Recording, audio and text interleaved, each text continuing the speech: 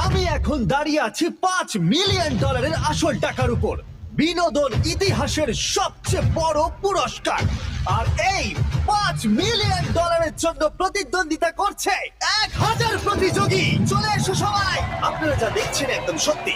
1000 খেলোয়াড়ের record breaking সংখ্যা বর্তমানে এই এরিনাতে প্রবেশ করছে, কিন্তু শুধুমাত্র একজনই এই 1000 জন মানুষকে হারিয়ে জিতে যাবে, আর সে বাড়ি নিয়ে যেতে পারবে তার প্রজন্মের সম্পদ $5 মিলিয়ন।